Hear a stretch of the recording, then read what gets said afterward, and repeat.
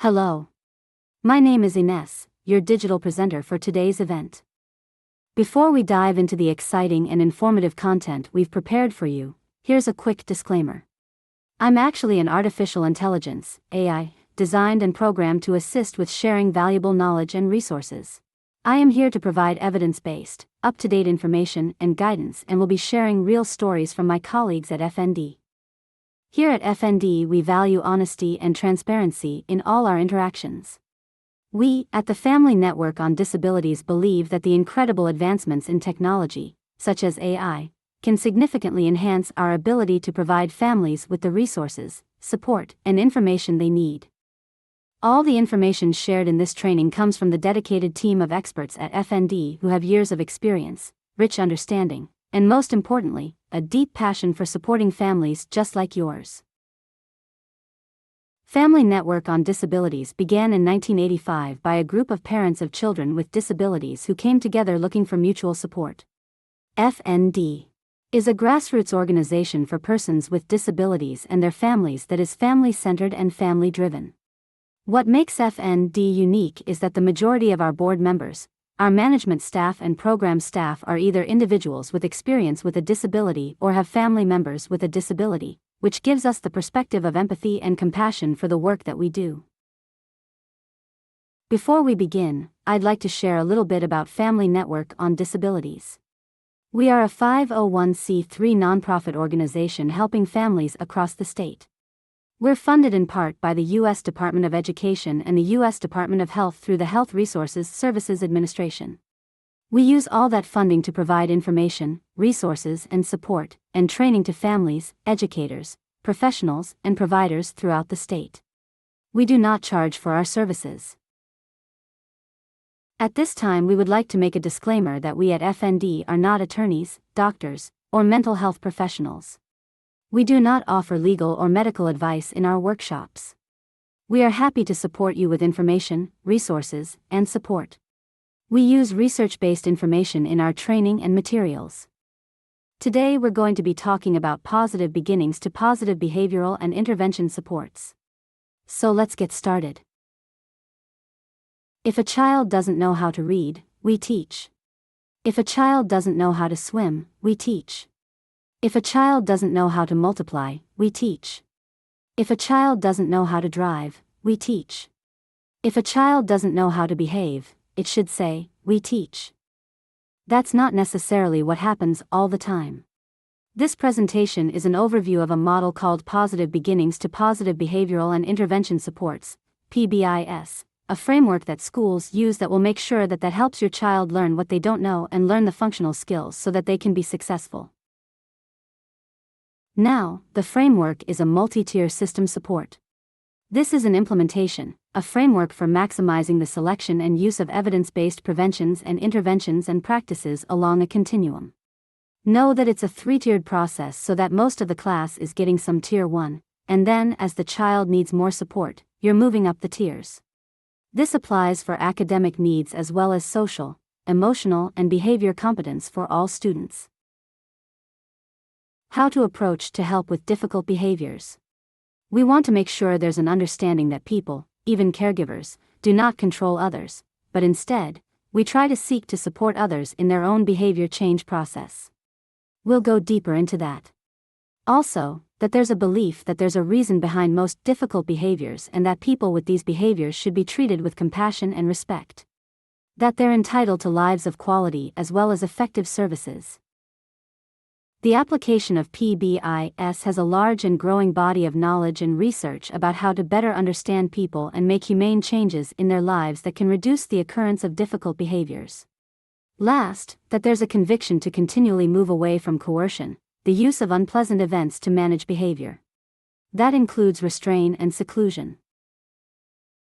What do we need positive behavior supports for? Why do we need them? Well, many people with difficult behaviors have been misunderstood and mistreated throughout our history. People with developmental disabilities in particular have been subject to a wide array of disrespect and humiliation and even painful conditions, in the name of effective treatment. In recent years, however, there's been a growing body of research that demonstrates that even the most challenging behavior can improve with the help of one or more of the approaches that we're going to share in this presentation.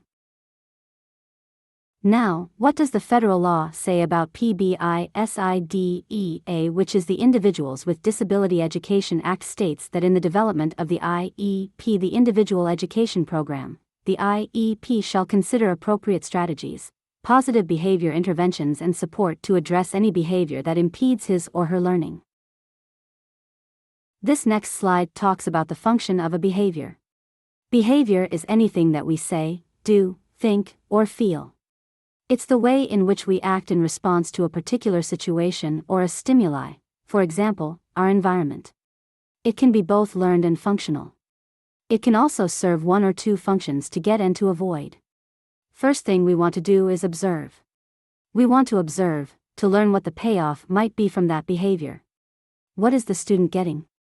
What is your child getting or avoiding? Keep in mind that for some it's the thought that sparks an emotion or drives a decision to take an action or to take no action at all, which might be considered freeze or the child's freezing. Thinking and remembering past experiences, both of which happen internally, can influence to get and to avoid behavior. Some examples: sometimes when a child acts out to get attention from a parent, not necessarily just for the sake of attention, but to get a particular object, like a toy. If they don't have enough communication skills, they may try and did not get that object. Then they escalate their behaviors to try to get that. Another common cause of problem behaviors is when a child doesn't like or doesn't want to do something such as doing homework, cleaning up their toys, or brushing their teeth. Sometimes you'll also hear it called escape behavior. Part of that observation is a functional behavior assessment. There's some data collection happening. A functional behavior assessment is the process of learning about people before intervening in their lives. It's a systematic process for describing difficult behaviors or identifying environmental factors and events that predict the behavior and guiding the development of effective behavior support. Basically a BIP, a behavior intervention plan, which we're going to talk about a little bit more in detail shortly.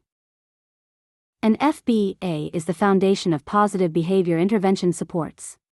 With the FBA there's 3 important beliefs.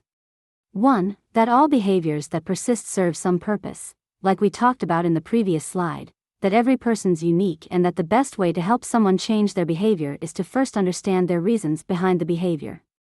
This can really be brought home, as an example, when 2 different people display the same behavior for 2 different reasons. One person may run away from a caregiver when asked to perform a certain task because they've learned to avoid that work by running away. Yet another person may show the same behavior because they learned that they can get individual attention. Maybe they enjoy playing chase, or maybe they're trying to get that person to follow them to go get something that they want. The interventions chosen, the methods chosen for these 2 individuals should be different based on their unique assessment, rather than the same based on the similar appearance of their behavior. Unfortunately, without observation, and some of these assessments, people with similar behaviors tend to be treated with similar consequences, which don't work. One thing that you want in a comprehensive FBA is a clear description of the behavior. What does the challenging behavior look like? What does it sound like? Does it occur in conjunction with other behaviors or in isolation? Was there any warning? How long did it last? How long has it been a problem? What exactly were they being asked to do right before the behavior? Then, similarly, what would an alternative desired behavior look like and sound like? Do they have the functional skills to be able to change to that alternative behavior, or do they need to learn some skills in order to eventually learn that alternative behavior? All kinds of who, what, where and why eventually to be able to create an effective behavior intervention plan.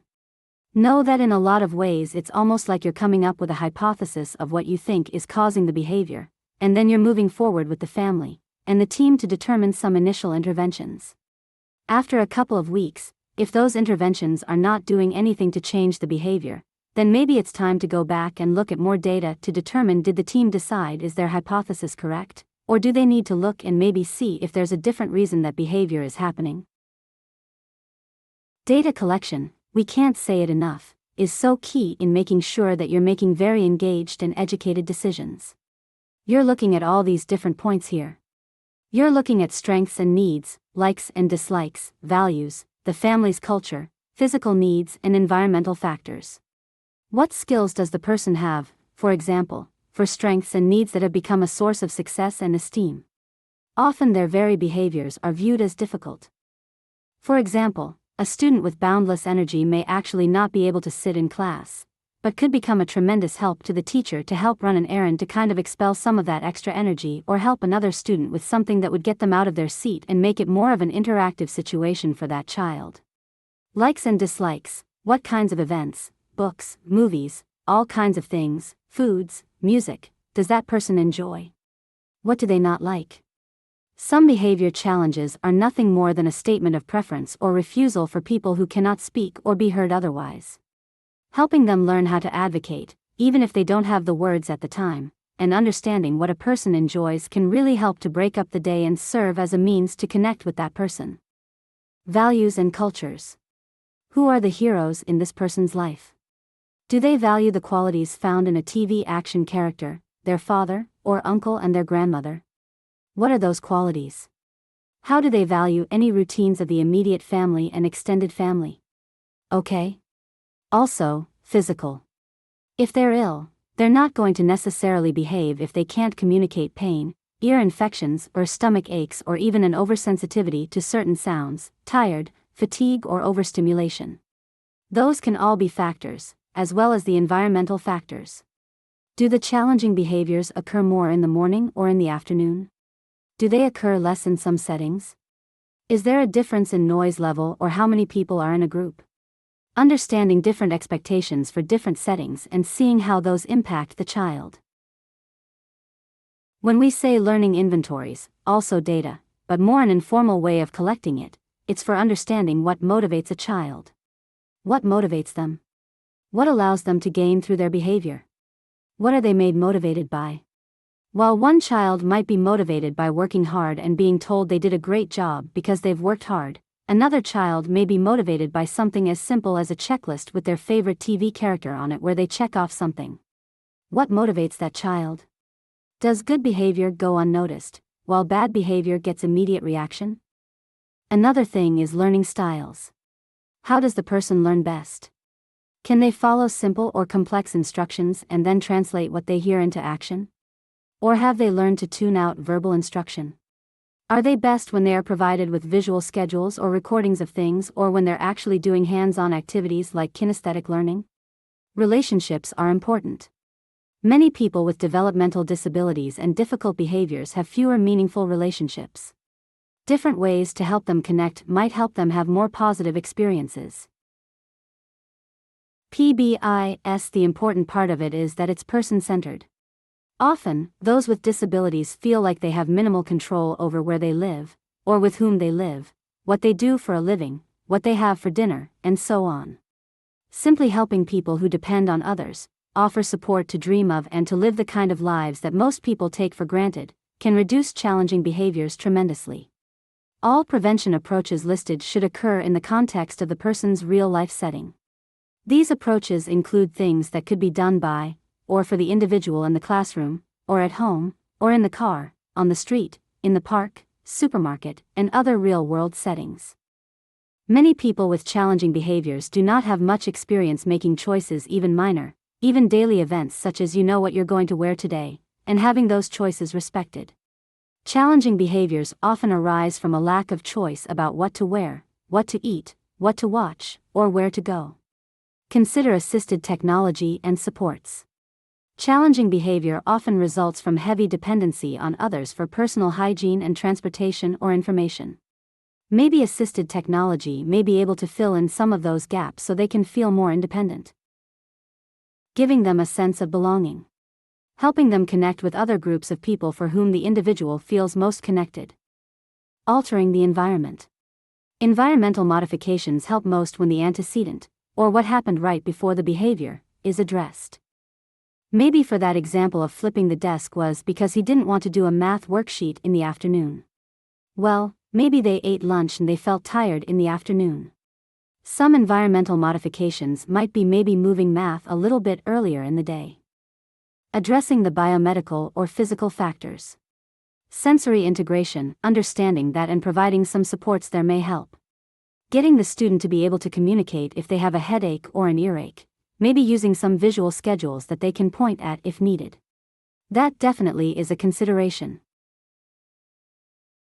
Now, we're all creatures of habit. Some people rely more heavily on routines than others. Some become extremely frustrated when their routine changes. Helping people establish predictable routines around personal care and eating, maybe dressing and various transitions are important elements of the positive behavior intervention supports. Maybe some printed pictures or schedules, like I said, some activity schedules, some ways to let a person know what's coming next. Helping to build a new history of success. Many people with challenging behaviors have experienced failure throughout their lives, and helping people recognize and celebrate their successes is key, no matter how small. You can help them become more open to trying and more positive about themselves. Try to build a history of success. Fill a person's day with more rewards for their hard work. Give them opportunities to show competency. That will help behaviors extremely. Setting realistic expectations. Many behavior problems arise from expectations that cannot be met. For example, it's unrealistic to expect someone with difficulty understanding and sequencing auditory information to follow verbal instructions involving multiple steps. How can you break it down? It's also unrealistic to expect someone who cannot sit still for more than 5 minutes to behave during a whole hour. Where can you incorporate breaks, or how can you help them be successful before their next break? Clarifying expectations, another one. Often it's not that expectations are too difficult or too hard, but that they are not understood. Maybe using pictures, again, to represent the steps in a person's schedule can be extremely helpful for some people. Objects are needed for others when pictures don't have any meaning, so depending where that child or student is as far as their level of understanding. Also, teaching and reinforcing effective alternative behavior. We talked a little bit about this. Any behavior that persists over time serves some purpose, so making sure that you are teaching the functional skills in order for them to be successful with replacement behavior. Intervening. All intervention approaches that are listed should occur in the context of the person's real-life settings. What's important is preparing oneself for challenging behaviors. Knowing those behaviors and situations that challenge us the most is a necessary step for supporting people with these challenges. They might hurt us, they might embarrass us, scare us, or even offend us. We can try to avoid emotional reactions based on the behavior. If we try purposely and conscientiously plan on how do we wish to handle a given situation. Sometimes you don't have enough notice, but for a lot of our kiddos, it's almost like a script. You can act more compassionately when we remember the message behind the behavior. It's only when we are caught off guard that we make the most mistakes. We often do not know why a given behavior persists. It may be reinforced by attention or caregiver or our peers. It might be reinforced by escape from demands of getting one's way or some kind of power struggle. It may be a combination of all those things. For this reason, it's best to minimize the power or the impact of the challenging behavior when it occurs. Not acknowledging what's called inappropriate behavior, not allowing it to interrupt the group or changing your focus, not providing a reaction or giving it the demand of the individuals are all ways to minimize the power of the challenging behavior. Now, if they're hurting someone or themselves, obviously you need to address it immediately, but if you're trying to get them to do something, you've got the supports in place. Maybe they're still providing vocal displeasure and having to do it. As long as they're being supported and they're kind of moving through it, there's no reason to address the junk behavior. Positively, verbally reward them for moving through with the activity. Then it talks about interrupting and redirecting behavior. Minimizing the harm caused by the challenging behavior. That can include removing someone from the room to stop the disruption, but you don't necessarily need to sequester them to different rooms. Sometimes just transitioning them to a different activity may be helpful. The purpose of redirection is not just to stop the challenging behavior, but to remind people that doing something else will get their needs met. Reinforcing effective alternative behavior. Using that reinforcement. For example, the child who's redirected to raise his or her or their hand rather than shouting out in class would better be called on when they raise their hand. If telling the truth is preferable to lying, caregivers must find a way to reinforce truth-telling, even if the behavior admittedly was not favorable. Again, If using words or pictures to communicate is preferable to screaming or tantrums, then the reinforcement for communicating with words or pictures or assistive technology might be the go-to and be more powerful than to help with that behavior. That's not to say you can't use consequences. Sometimes it may become difficult or behaviors may persist. At those times, we should get together, get another perspective from maybe someone who's more objective or more skilled in positive behavior intervention support. Sometimes a board-certified behavior analyst might be invited to the table, to the team meeting, as they continue to seek new and effective, positive approaches. It might be necessary to impose those natural consequences for the behavior. This is a little bit of a review. Step 1 is you're going to observe the behavior, identify and agree upon the behavior that most needs to be changed. There might be more than one, but you can't work on all of them at once. Then you're going to gather information, collect data on those behaviors, formal and informal, and parent input should always be included. Then you're going to start to look for patterns in that data collection, patterns in what you're starting to see. Then you're going to make your best guess, which is that hypothesis. Does it make sense? Does that hypothesis make sense to everyone at the table? If not, ask for more data. Then you're going to create a plan. It might be a positive behavior intervention plan, or it might be a behavior intervention plan, depending on where you are on that multi-tiered system of support. By the time you are in Tier 3, you are looking for more in-depth behavior intervention plan. Keep in mind that school members of your team may have different skills or approaches, and there may be competing factors that influence that hypothesis or function of behavior, so it's a continued conversation. Try to be patient and trust the process. This is the ABC. ABC data is an assessment tool basically used to gather information. ABC refers to antecedent, behavior, and consequences. Now, the antecedent is the event or the action, or even the circumstances that occurred right before the behavior. There's two types of antecedents. There's slow triggers and fast triggers. Then there's the behavior, which is B, which is the behavior itself, which should be closely monitored and tracked. The who, what, where, and why, how often, how long, how intense, where is it happening, all that. Then the consequences, which is the action or response that follows the behavior. Next, you get to the plan.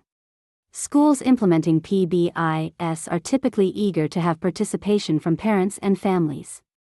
It's meant to be a collaborative approach to developing effective supports and interventions. Definitely sharing what's working at home will help them develop this plan. Based on all observations and data collection at school and at home, then a theory is developed, that hypothesis, about why the behavior is occurring. Then a plan is developed that be used across all settings at school, at home, at the sitter's house, or in the community. Ultimately, it's meant to teach new skills, maybe change the environment and reward positive behaviors.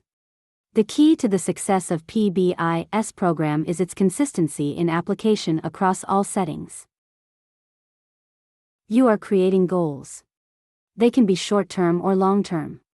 The short-term goals help in building the baby steps towards bigger goals and help parents and caregivers to see progress and build capacity, where the long-term goals help in developing more of a vision. You want to make sure they're measurable to ensure fidelity and determine progress, and also to know if there's any need for changes to this plan. You want to make sure they're functional and reasonable, pertinent to that family or caregiver's routines and settings and abilities. Now, all crisis management approaches should also occur in the context of a person's real-life settings.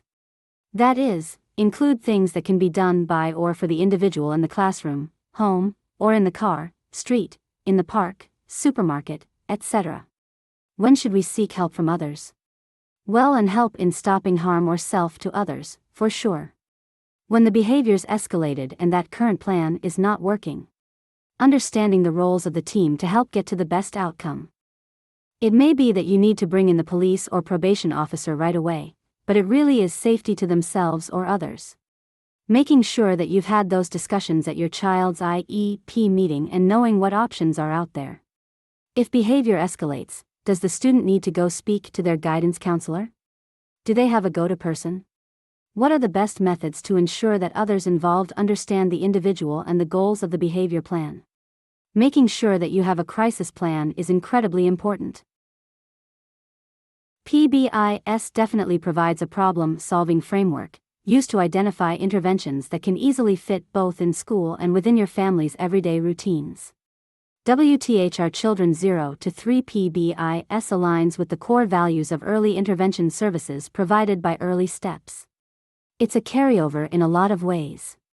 Families are considered partners and strategies are implemented in the context of familial routines. It really draws on that collaboration between parents and educators. It helps provide clear expectations. It helps families understand they can choose 3 to 5 expectations to consider, even using the ones that your child's school uses and things at home that you can work on. Examples include maybe being respectful, being safe or helpful, being kind, showing self-control, and being honest. Please keep in mind when problem behaviors occur, and they will, stay calm. A lot of times children feed off of our energy. Leave the room if you have to compose yourself, if you think your child will be safe for a minute. Then remind your child of the expectations. Don't speak too long, keep it simple, and then reteach or model the appropriate behavior when they are calm again. Provide an appropriate consequence as well. We talked about natural consequences. You can simply state, "I'm sorry, but you will have another chance to earn a sticker tomorrow." An important way to diffuse the anger and aggression that often accompanies disobedience is to calmly offer choices, rather to engage in that direct confrontation that we know as power struggles.